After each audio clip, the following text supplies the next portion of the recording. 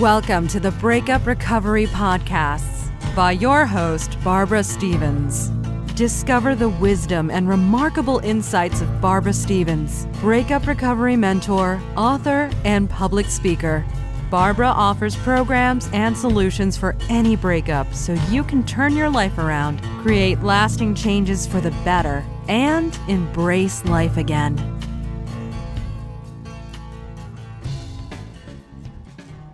Welcome to Breakup Recovery Podcast. Thank you for joining me. I'm Barbara Stevens, and Breakup Recovery is a podcast helping you recover from your breakup. In this episode, I welcome Lisa Ahrens. Lisa, we will get more into what you do, but first tell me about your breakup. Well, my breakup felt like a Hollywood movie, although not a very good one, I must say. So I was with my ex-husband for 16 years. And I was out of town visiting family when I received a text completely out of the blue that said, "I'm sorry to be such a coward leaving you this way, but I'm leaving you and leaving the state." And that was just the beginning. I actually never had contact with him again. He refused to respond to any text messages or emails and wouldn't pick up the phone.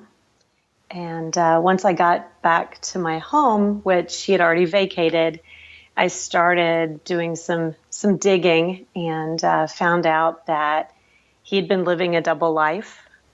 And in the midst of all of that, had put us about $100,000 in debt, and which he left me with, and even found out that he had another wife. So he had committed felony bigamy. So it was quite the ending, I must say. Wow, that is a huge shock. Lisa, did you have children with your ex-husband? Thank goodness, no. We had dogs that he had locked up in the basement when he left. And I shudder to think what would have happened if there'd been kids that he'd left behind. Lisa, what do you think the catalyst was for him to finally, end the relationship in a fairly dramatic way? Great question. So I kind of had to put some pieces together. You know, I called it like a marital autopsy with no body, where I had to sort of try to figure out what made the most sense. And from what I can see is all of this started when he had difficulty with work and difficulty finding work. And he sort of manufactured a job and fabricated an income. And I believe that's where quite a bit of the debt came from. And it looks like he started to sort of get into an addiction and shame spiral. And what eventually happened was the house of cards that he had created was going to collapse. It was completely inevitable. And he married this other woman who was moving to Africa within a few weeks. And I think he needed an exit. He needed out away from me because once I discovered everything, he knew that, things would not be okay.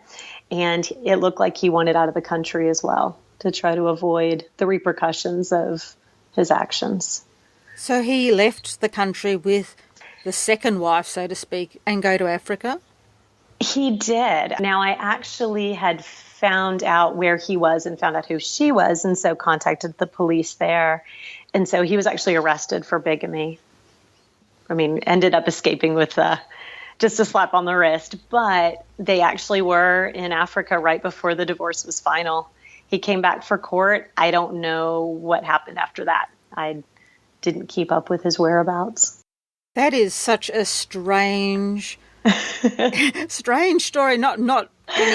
Nothing against you, but not very often would someone break up with you the way he did and then have no contact whatsoever with you during the whole process. I know. It was one of those, when it first happened to me, I felt completely alone because it was so different than anything that I had ever experienced. And that's actually what prompted me to start writing and sharing my story, was because I didn't want other people that might be going through the same thing to feel alone. And I was shocked and dismayed how many people have contacted me in the years since who have experienced similar. And I find a lot of them don't talk about it because there's such shame surrounding it, of how I must have been so terrible, so bad of a spouse to have been abandoned this way and to have been left in this way. When often it's really got nothing to do with you, has it? Exactly. It's all their issues. It's all the way they cope with things. Exactly. And that's the message I try to get out. It's when somebody's leaving like that, and it's not an abusive situation, when somebody's leaving like that, it tells you a whole lot about them and about their cowardice, and that they would much rather run than face things. It's the way they deal with their issues, isn't it? Yes, exactly. So you started your blog, Lessons from the End of a Marriage. Tell me more about that blog and why you started that. So I actually started writing right when all of this happened, just in a journal. I had never written before other than for school. I'm a math teacher in my day life. And I started writing just as my own sort of therapy. And as I started dealing with the attorneys and with law enforcement, time and time again, people kept telling me, this needs to be out there. Like, this is a story that needs to be shared. And so I actually started writing a book at that time that's also called Lessons from the End of a Marriage. And as I was still sort of crafting that, that's when I started the blog, which has now been, 5.5 years ago at this point. And it started out sort of as my own therapy, but it's served its purpose there. And now it's helping others that, are experienced or have experienced similar. And what sort of articles can people find in your blog? Oh my goodness, I write about so many things. I write quite a bit about divorce and surviving it, but some of it is more just general life, not even just divorce related. Overall, I talk a lot about abandonment. I talk about emotional abuse, gaslighting, but I really focus on how to overcome all of that. And I really focus on people taking the responsibility for their own well-being and their own happiness, regardless of what has happened to them. When you talked about gaslighting, can you explain what that means? Sure. Gaslighting is a particularly horrendous form of emotional abuse. And what makes it so awful is you're not aware of it often when it's happening. It's not the overt, yelling, screaming, controlling. It's very subversive, and it's so difficult to break away from because it completely messes with your sense of reality. So examples from my own situation is, I would be told that something was true when it wasn't, or vice versa. And my ex would go to the extreme of creating documents to support what he said. And the one that I still have, and I held on to this because he took everything with him when he left, but I have this one. He changed our car insurance information that he had in his vehicle where he was with the other wife. He changed the car insurance information to remove my name. And so I have the PDF of what it really looked like and then what was found in his car. And that's an example of gaslighting where he's taking and twisting reality and making me feel crazy in the meantime. Wow. Yeah. So what advice would you give to someone who is going through a breakup, and how do they rebuild their lives? Well, first, be patient. It's not going to be just a quick, flick of the switch. And I think one thing people struggle with is they want to feel better right now. They want to feel better today. And they get down on themselves when it's not happening on this timeline that they've created for themselves. And I always like to tell people that healing does not speak calendar. It happens, but it's going to sort of happen at its own pace. One of the big things that I really advocate is gratitude. It's amazing how simple it is, and yet how incredibly powerful it is. Because if you find yourself kind of getting in a pity party place, it's hard to move forward. It can really keep you stuck. And if you can focus on even just one thing every day that you're thankful for, and you write it down and give it some power, it starts to build and it starts to train your mind to focus on the good and not so much all the bad. Because that can be so easy to do, can't it? Oh my goodness, yes it can. So, and I even recommend if somebody's going to journal, journaling is an amazing, amazing tool, but it can also become just kind of like a dump book if you're not careful and can kind of keep you stuck. And so I like to recommend what I call a journal in 3 places. And so basically you divide your journal into 3 sections. And the first section is where you just do that purging. It's just where you get out all of the yuck and the past and the pain. And then from there, you move on to the middle section, which is sort of the present. And so that can be what you're thankful for in the current moment. It can be some problem solving that you have going on, kind of that more practical side of what's happening in your day-to-day right now. And then ending with the future. And that's your hopes and your dreams. And they don't have to feel attainable right now. It's okay. But just to keep yourself thinking forward and keeping that hope alive. And so that 3 parts helps you go from the past and the yuck, but it keeps you moving forward. That's great advice. Tell me more about your How to Thrive guide for after divorce. So, oh my goodness, there's so many ways that you can thrive after divorce. I think one of the biggest things that people get stuck in is all we know is what we've known. And so they think it's never going to be the same again. And they equate that with, I'm never going to be happy again. And I think what's so important to recognize is, it's not going to be the same again. And that's okay. Different can be better, in fact. And to start to, keep your eye on those possibilities instead of focusing so much on what's been lost. One other tidbit that I like to share is recommending that people sign up for something with a finish line.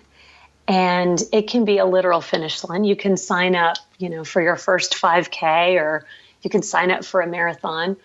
But it also can be anything that has a defined ending and take some effort and energy and intention to reach that. So I've known people who have enrolled in a degree program or have signed up for some sort of class. But what's so good about that during divorce is it helps to focus your energy on something positive and something that you have control over.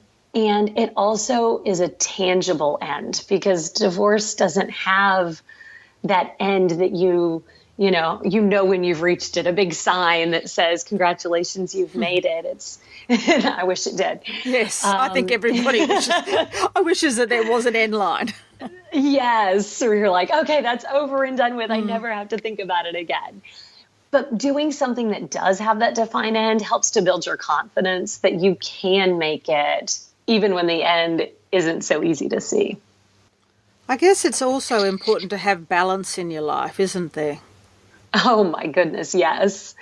It's so easy to get either overly focused on the divorce and perhaps your ex, or some people sort of go the other direction and they spend all their energy distracting themselves from it.